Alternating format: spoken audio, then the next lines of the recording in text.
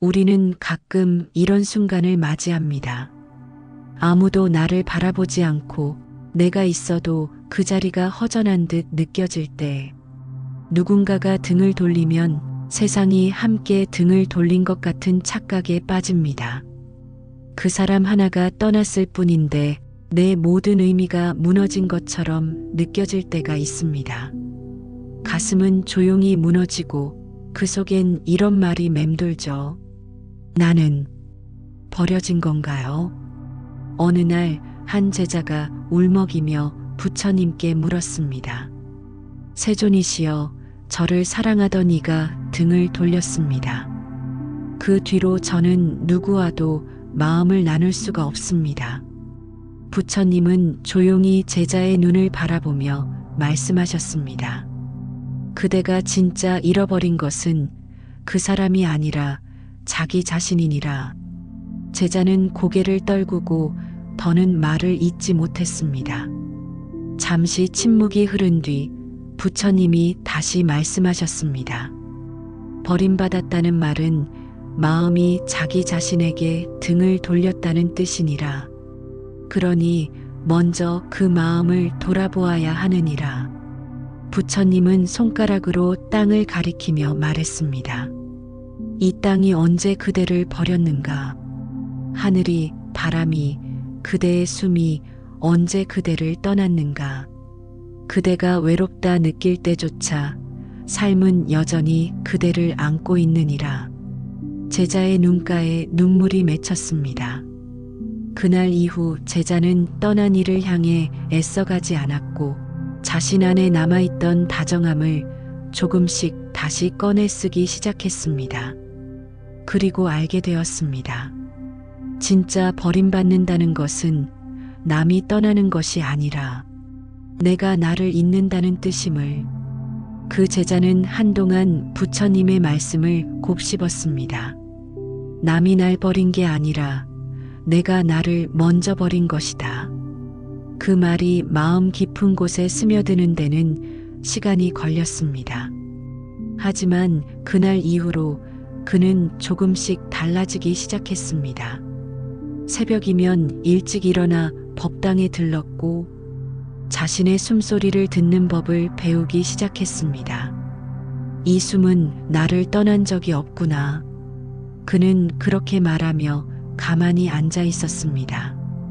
그 모습을 본 한 동자가 다가와 물었습니다. 스님, 오늘은 왜 울지 않으세요? 그 제자는 조용히 웃으며 말했습니다. 눈물은 떠난 사람에게 흘리는 줄 알았는데 이제는 나에게 흘리는 눈물이 더 귀하다는 걸 알았어. 부처님께서는 그 모습을 멀리서 지켜보시다가 조용히 말씀하셨습니다. 사람의 인연은 모두 연꽃과 같아서 진흙에서 피어나고 결국 그 자리에 다시 돌아가느니라. 떠난 이를 탓하지 말고 지금 이 순간 나를 품지 못했던 나를 돌아보거라. 한 스님이 그 말을 듣고 제자에게 물었습니다. 그대는 지금 그 사람을 잊은 것인가? 제자는 고개를 저으며 말했습니다. 아니요, 다만 이제는 그 사람을 마음속에 두되 나를 잃지는 않으려 합니다. 그래야 내가 다시 웃을 수 있을 것 같아서요. 스님은 고개를 끄덕이며 말했습니다. 그래, 그게 바로 놓는 법이란다. 누군가를 놓는다는 건 잊는 것이 아니라 그를 품었던 나를 다시 받아들이는 일이라는 걸. 그날 그 제자는 처음으로 마음 깊이 이해하게 되었습니다. 마음을 다친 이들에게 가장 필요한 것은 사실 위로의 말이 아닙니다. 누가 뭐라 해도 와닿지 않는 시간 속에서 그저 옆에 조용히 있어주는 존재, 그 자체가 가장 큰 위로가 되기 때문입니다. 한때 안 한다도 그런 시간을 지나고 있었습니다. 수행을 하면서도 자꾸만 마음이 흔들리고 문득문득 허전한 감정이 찾아올 때면 그는 자신이 부족하다고 느꼈습니다. 그러던 어느 날 부처님이 그를 불렀습니다. 아난다여, 그대는 왜 요즘 자주 눈을 감고 있는가? 아난다는 머무시며 말했습니다. 눈을 뜨면 마음이 더 아파옵니다. 무언가를 볼 때마다 내 안에 덧없는 마음이 피어납니다. 부처님은 고개를 끄덕이며 말씀하셨습니다. 그래서 눈을 감는 것이로다. 그러나 아난다여, 눈을 감는다고 마음이 사라지지는 않느니라. 그 마음을 억누르지 말고 그저 바라보며 앉아 있으라. 마음이 흔들릴 때 그 마음조차 품을 수 있어야 수행이니라. 그 말은 아난다의 가슴에 단단히 새겨졌고 그날 이후 그는 일부러 눈을 감지 않고 흐르는 눈물과 흔들리는 감정을 그대로 마주하기 시작했습니다. 놀랍게도 그렇게 맞서는 시간이 길어질수록 마음의 고요는 조금씩 찾아왔습니다. 누가 채워주지 않아도 스스로의 온기가 마음에 다시 깃들기 시작한 것입니다. 사람들은 흔히 말합니다. 시간이 지나면 잊혀질 거야. 하지만 부처님은 그렇게 말씀하지 않으셨습니다. 마음은 시간을 따라가는 것이 아니라 의도를 따라 움직이는 것이다. 즉, 시간이 아무리 흘러도 마음이 그 자리에 머문다면 고통은 계속되기 마련입니다. 어느 날 한 신도가 부처님께 고백했습니다. 스님, 그 사람은 떠났지만 제 마음속에는 아직도 남아 있습니다. 잊으려 할수록 더 또렷하게 떠오릅니다. 부처님은 조용히 연꽃잎 하나를 들어 올리셨습니다. 이 연꽃을 손에 쥐고 있다고 생각해 보거라. 쥔 손을 펴기 전까진 이 꽃은 결코 그대를 떠나지 않느니라. 신도는 그 말을 듣고 가만히 눈을 감았습니다. 그리고 문득 자신이 얼마나 오래 그 사람의 그림자를 움켜쥐고 있었는지 깨달았습니다. 놓는다는 것은 억지로 지우는 일이 아니라 더 이상 붙들지 않는 선택임을 알게 된 순간이었습니다. 그날 이후 그는 혼자 걷는 길에서도 예전보다 조금은 가벼운 발걸음을 내디딜 수 있었습니다. 연꽃은 비로소 손에서 놓였고 그 손은 이제 새로운 인연을 맞이할 준비가 되어 있었습니다. 떠난 이가 미워지기 시작하면 우리는 점점 더 자신을 괴롭히게 됩니다. 처음에는 그 사람의 잘못을 떠올리다가 결국엔 자신을 탓하게 되죠. 내가 더 잘했더라면 왜 그런 말만 했을까? 후회는 반복되고 마음은 점점 더 좁아지기 시작합니다.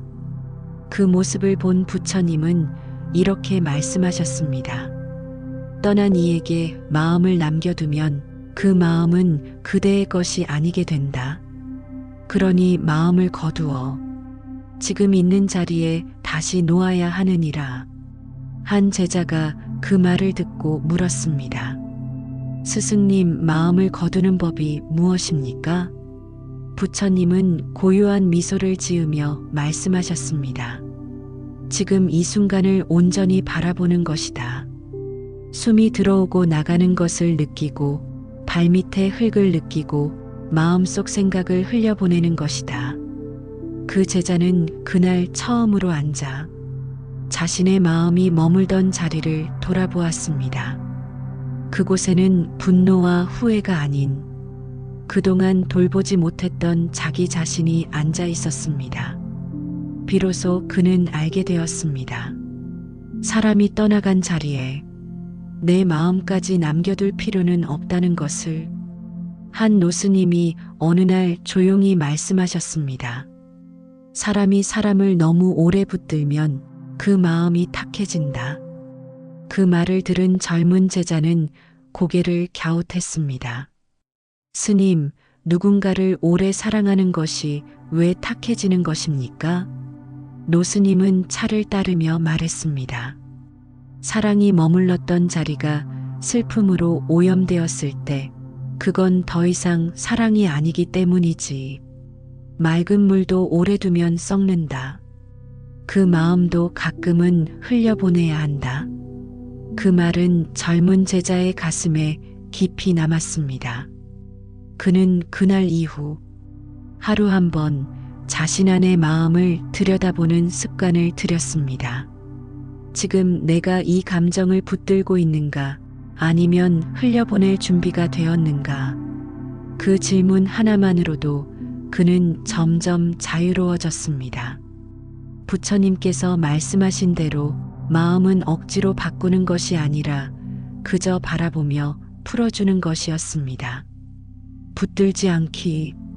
그것이야말로 진짜 나를 위한 자비라는 것을 그는 천천히 배워가고 있었습니다. 누군가에게 상처받은 기억은 시간이 흘러도 쉽게 사라지지 않습니다. 잊으려 할수록 선명해지고 지우려 할수록 더욱 선명하게 남습니다. 그럴 때 우리는 종종 묻습니다. 도대체 이 감정을 어떻게 해야 할까요? 부처님은 제자들에게 이렇게 말씀하셨습니다. 상처는 뿌리 뽑을 것이 아니라 조용히 들여다보아야 할 꽃이니라. 그 안에 담긴 그대의 외로움, 그대의 기대, 그대의 바람을 함께 보아야 한다. 한 제자가 물었습니다. 세존이시여, 저는 버림받았다는 그 감정이 지워지지 않습니다. 그 사람은 떠났고 저는 여전히 그 자리에 머물러 있습니다. 부처님은 조용히 연못을 가리키며 말씀하셨습니다. 돌을 던졌을 땐 물이 출렁이지만 가만히 두면 다시 고요해지느니라. 그대의 마음도 그러하니 억지로 평온을 만들려 하지 말고 다만 기다리고 바라보거라. 그날 이후 제자는 아침마다 연못가에 앉아 자신의 흔들리는 마음을 그대로 마주했습니다. 눈물도 흘려보고 미움도 느껴보며 점차 고요함에 다가갔습니다. 상처는 지우는 것이 아니라 조용히 바라보는 것임을 그는 비로소 이해하게 되었습니다. 하루는 한 신도가 법문을 마치고 스님께 물었습니다. 스님, 저는 마음속에 쌓인 서운함을 어떻게 다스려야 할지 모르겠습니다. 그 사람은 아무렇지 않게 떠났고 저만 이렇게 남아 고통을 겪고 있습니다. 스님은 조용히 손에 들고 있던 염주를 내려놓으며 말했습니다. 그대는 지금 염주를 쥔 손처럼 그 사람을 마음에 단단히 쥐고 있는 것 같소? 손을 펴지 않으면 무엇도 새로 들어올 수 없지 않겠소? 신도는 말없이 눈을 감았습니다. 떠난 이를 탓하느라 정작 자신을 돌보지 못했던 시간들이 스쳐갔습니다. 스님은 다시 말씀하셨습니다. 마음은 물과 같아서 움켜쥐면 새어나가고 펴면 담기기 시작하오. 그날 이후 신도는 매일 아침 염주 하나를 손에 쥐고 스스로에게 다짐했습니다. 나는 오늘 내 마음을 조금 더 놓아주겠다. 그렇게 천천히, 아주 천천히 서운함은 풀어졌고 그 빈자리에 연민과 자비가 들어왔습니다. 결국 마음을 위로하는 것은 상대의 사과가 아니라 내가 나를 어루만지는 일이었습니다. 삶에서 마주하는 이별은 단지 한 번의 작별 인사로 끝나지 않습니다. 마음속에서는 수없이 되풀이되고 때론 밤마다 꿈으로 찾아오기도 합니다. 부처님은 제자들에게 말하셨습니다. 이별은 인연이 끝난 것이 아니라 형태만 바뀐 것이니라. 그대가 지금 느끼는 이 고통은 그 인연을 진심으로 품었기에 생긴 것이니 그 마음을 탓하지 말고 감사하거라. 한 제자가 물었습니다. 세존이시여, 어째서 감사할 수 있습니까? 저는 이별로 인해 너무 아픕니다. 부처님은 대답하셨습니다. 그대는 그 사람 덕에 사랑하는 법을 알게 되었고 그대는 그 인연으로 인해 지금의 마음에 닿았으니 그 자체가 이미 가르침이니라. 떠난 인연은 끝이 아니라 마음속에서 다시 피어나는 연꽃이다. 그 말을 들은 제자는 이별의 아픔을 원망하던 마음에서 조용히 손을 모으게 되었습니다. 인연은 흘러갔지만 그 인연이 남긴 마음은 여전히 나를 키우고 있었습니다. 고통은 스승이었고 이별은 나를 성장시키는 수행이었습니다. 부처님께 한 노인이 물었습니다. 세존이시여, 젊은 날 저는 아내를 떠나보냈습니다. 그리움이 사무쳐서 수십 년이 지났는데도 그 사람의 꿈을 꿉니다. 이 마음은 언제쯤 놓이겠습니까? 부처님은 고개를 끄덕이며 조용히 말씀하셨습니다. 그대를 묶는 건 그 사람의 존재가 아니라 그대를 떠나간 그 순간에 머물러 있는 그대의 마음이니라. 그 장면에서 빠져나오지 않으면 삶은 계속 그 자리에서 맴돌 뿐이니라. 노인은 눈물을 흘렸습니다. 세월은 흘렀지만 자신의 마음만은 여전히 떠나지 못했던 것입니다. 부처님은 말씀하셨습니다. 사람은 흘러가되 마음은 남고 마음은 놓여야 다시 흘러가느니라. 그 말은 노인의 깊은 상처 속에 한 줄기 빛처럼 들어왔습니다.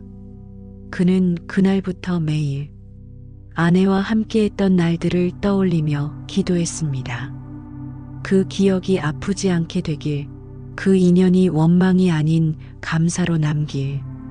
결국 그 노인은 말했습니다. 스님, 이제 그 사람은 내 안에서 떠났습니다. 그리고 평온하게 머물고 있습니다. 그것이 노음이었습니다. 슬픔이 아니라 감사로 바뀐 기억, 그것이 진정한 해탈이었습니다. 사람은 자신을 돌아보는 일에는 익숙하지 않습니다. 누군가에게 상처받으면 우리는 본능처럼 그 사람을 탓합니다. 왜 그렇게 나를 대했지? 어떻게 나에게 그럴 수가 있지? 그러나 부처님은 그렇게 말씀하셨습니다. 누가 그대를 다치게 하였다 하더라도 그 상처를 계속 어루만지며 덧나게 하는 것은 결국 그대 자신이니라. 한 제자가 그 말씀을 듣고 멍한 얼굴로 말했습니다. 그럼 저는 제가 제 고통을 키우고 있다는 말씀입니까? 부처님은 고개를 끄덕이며 말씀하셨습니다. 상처를 받은 것은 지나간 일이지만 그 상처를 오늘도 바라보며 나는 버려졌다고 믿는다면 그대는 매일 자신에게 그 상처를 반복하고 있는 것이니라. 그대는 더 이상 그날의 그대가 아니고 그 사람도 이미 그 자리에 없느니라. 이제 그 상처의 주인은 그대 자신이니 그대의 자비로서 스스로를 감싸 안아야 하느니라. 제자는 한동안 말이 없었습니다. 그리고 며칠 뒤 다시 부처님께 나아가 말했습니다. 저는 요즘 매일 아침 제게 말합니다. 오늘 하루만큼은 나를 벌하지 않겠다. 그 말에 부처님은 미소를 지으며 고개를 끄덕였습니다. 자기를 벌하지 않는 것이 자비의 시작이며 자비는 결국 모든 괴로움의 불을 끄는 물줄기이니라. 그 제자는 비로소 알게 되었습니다. 버림받은 게 아니라 내가 나를 너무 오래 벌하고 있었음을, 누가 나를 아프게 했는지가 중요한 것이 아니라 이제부터 내가 나를 어떻게 대하느냐가 수행이라는 것을 한 수행자가 있었습니다. 그는 늘 말없이 수행에 임했지만 밤만 되면 눈을 감지 못했습니다. 도반 스님이 조용히 물었습니다. 형님, 어째서 이 밤에도 앉아 계십니까? 그는 한참 침묵하더니 말했습니다. 저는 과거를 놓지 못해서 매일 되새깁니다. 한 사람을 놓아야 하는데 마음이 자꾸 그리로 돌아갑니다. 도반 스님은 조용히 부처님의 한 구절을 음조렸습니다. 지나간 일에 머물지 말고 오지 않은 일에 마음을 두지 말라. 다만 지금 이 순간을 바로 보라. 그 수행자는 조용히 고개를 떨구었습니다. 그날 밤 그는 좌선하며 처음으로 묻기 시작했습니다. 지금 이 마음은 어디에 있는가?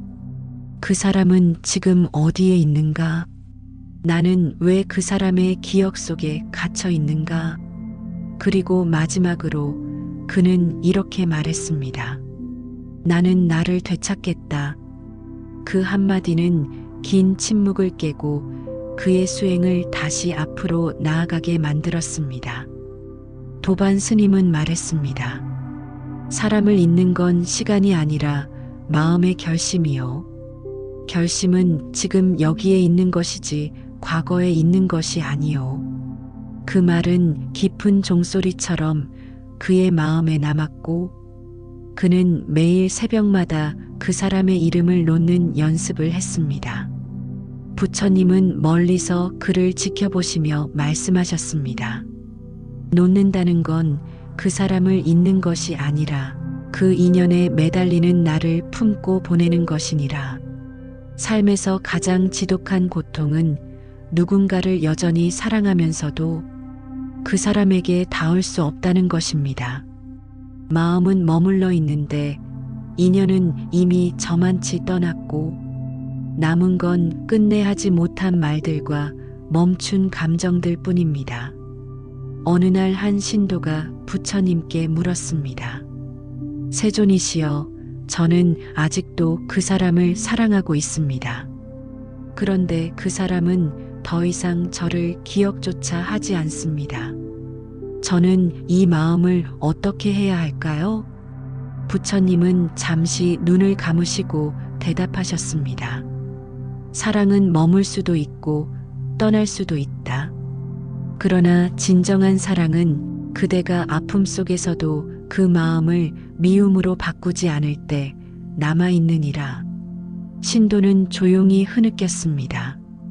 자신이 느낀 감정이 미련인지 사랑인지조차 혼란스러웠던 것입니다. 부처님은 이어 말씀하셨습니다. 그대는 지금 사랑이 아니라 상처에 머무르고 있다. 그 사람은 떠났고 그대는 그 사람을 향한 마음이 아니라 그대 자신이 느끼는 아픔에 붙들려 있는 것이니라. 신도는 그 말을 듣고 깊은 숨을 내쉬었습니다. 부처님은 덧붙였습니다. 진짜 사랑은 그 사람을 놓아주되 자신의 마음은 미움에 물들이지 않는 것이니라. 신도는 그제야 알았습니다. 놓는다는 건 사랑이 사라졌다는 뜻이 아니라 그 사람을 향한 내 마음을 고요히 바라볼 수 있는 힘이 생겼다는 뜻이라는 것을. 그날 이후 신도는 매일 저녁 촛불 하나를 켜고 앉았습니다. 촛불은 흔들렸고 그의 마음도 흔들렸습니다. 그러나 부처님께서 하신 말씀을 되새기며 그는 자신에게 다짐했습니다. 이 마음이 다시 미움으로 흐르지 않게 하겠습니다. 끝내 어긋난 인연이라 해도 그 인연이 내게 머물렀던 시간만은 귀하게 여기겠습니다. 도반 스님이 물었습니다. 그대는 아직도 그 사람을 기억하십니까? 그는 조용히 웃으며 대답했습니다. 이제는 그 사람을 기억하기보다 그 사람과 함께 있던 나를 기억하려 합니다. 그때 나는 참 다정했으니까요. 지금은 그 다정함을 나에게 쓰려 합니다. 그 말은 도반 스님의 눈가도 붉히게 만들었습니다. 한때 사랑했던 이의 뒷모습이 아닌 그 시간 속에 내 모습을 끌어안는 일, 그것이 진정한 수행이 아닐까요? 부처님은 말없이 그의 등을 토닥이셨습니다. 그 등에는 말하지 못한 수많은 이야기가 있었고 이제는 말하지 않아도 되는 평온이 깃들고 있었습니다. 그날 밤 촛불은 천천히 꺼졌고 신도는 아주 오랜만에 마음 깊이 잠이 들 수 있었습니다. 모든 인연이 끝날 수는 없습니다. 끝난 것처럼 보여도 마음속에서는 수없이 되살아나고 하루에도 몇 번씩 그 사람의 말, 표정, 온도가 떠오릅니다. 그 기억은 지워지지 않고 지우려 할수록 더 선명해집니다. 부처님은 말씀하셨습니다. 그대가 지우려 애쓰는 그 기억은 사라질 것이 아니라 품어야 할 것이니라. 인연은 물처럼 흘러가되 그 물은 그대의 뿌리를 적시고 지나가느니라. 한 제자가 말했습니다. 세존이시여, 그 사람은 떠났지만 제 마음은 여전히 그 자리에 머물러 있습니다. 그 자리에 앉으면 문득 그 사람이 웃던 장면이 떠오릅니다. 저는 그것마저 없애야 합니까?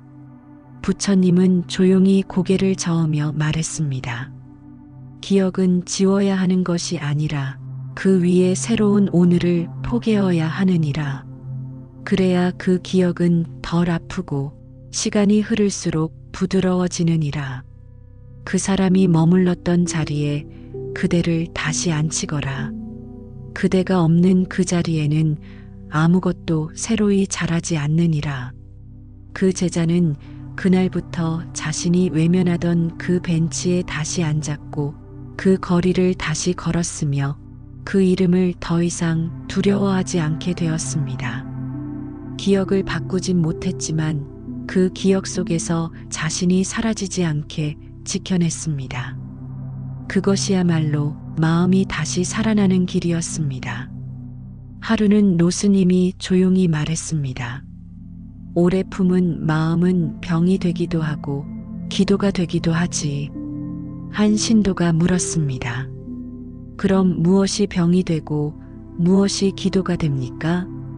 노스님은 허공을 바라보며 말했습니다. 그 마음이 누구를 위한 것이냐에 달렸지. 그 사람을 붙들기 위한 마음이면 병이 되고 그 사람을 놓아주는 기도를 담은 마음이면 기도가 되는 것이야.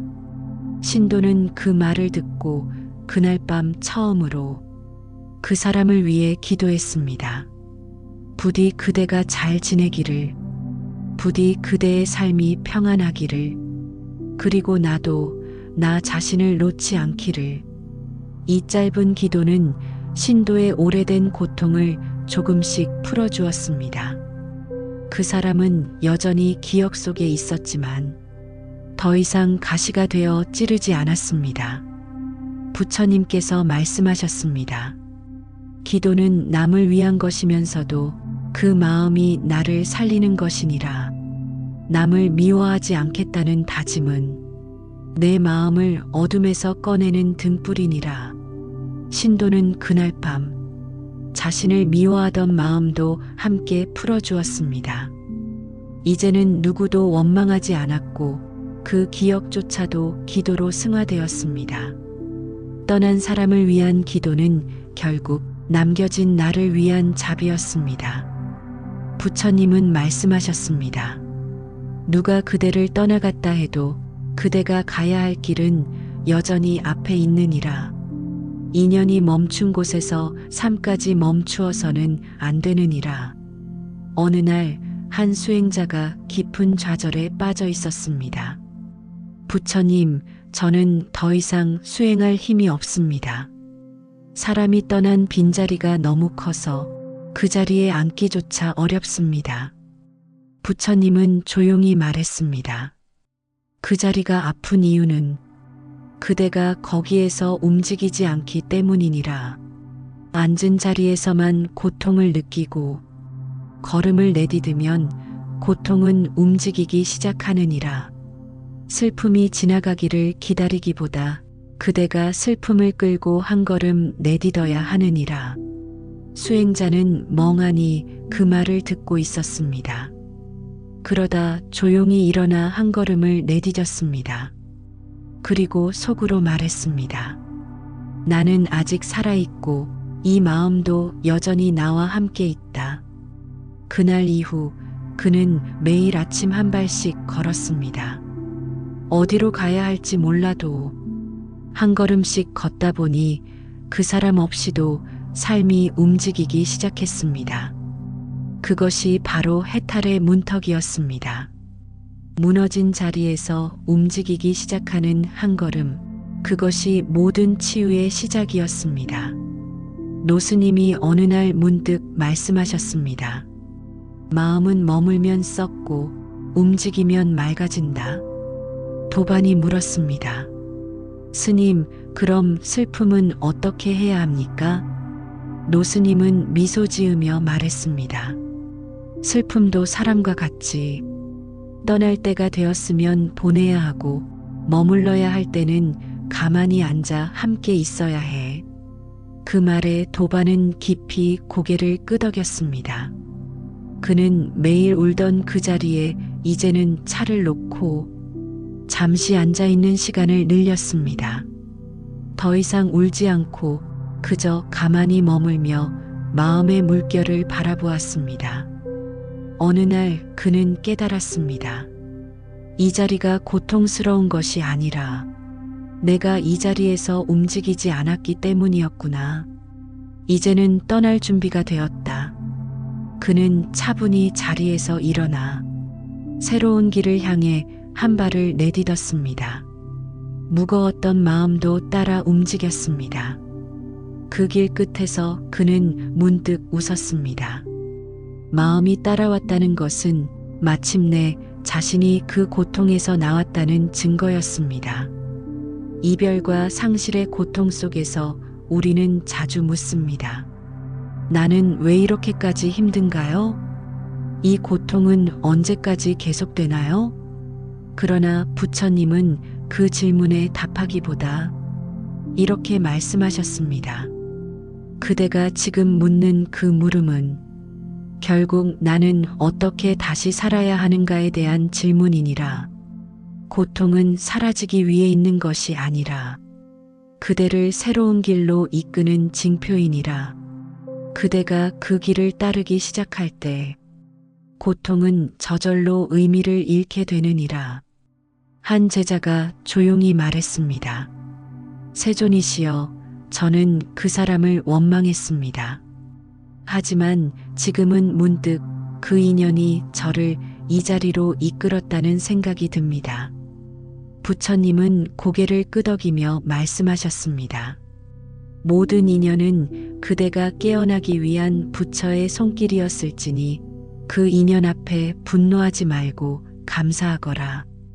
그대가 그것을 받아들일 수 있다면 이제부터는 진짜 자신의 삶이 시작되느니라. 제자는 그 말을 마음 깊이 새기고 고개를 숙였습니다. 그 이별은 끝이 아니라 진짜 시작이었습니다. 스님이 마지막 법문을 남기셨습니다. 버림받았다고 느낀 모든 순간이 사실은 내가 나를 찾아가는 길이었음을 깨달아야 하느니라. 사람이 떠나는 것이 아픔이 아니라 그 사람을 붙잡고 괴로워하던 내 마음이 나를 잊게 만들었던 것, 그것이 진짜 고통이었느니라.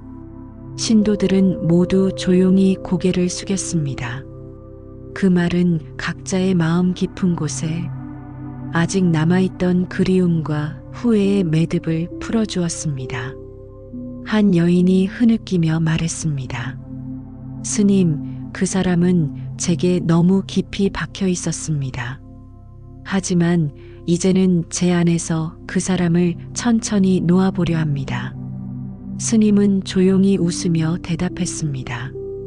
그대가 그 사람을 온전히 품었던 시간만큼 이제는 그대를 스스로 품는 시간을 가져야 하느니라.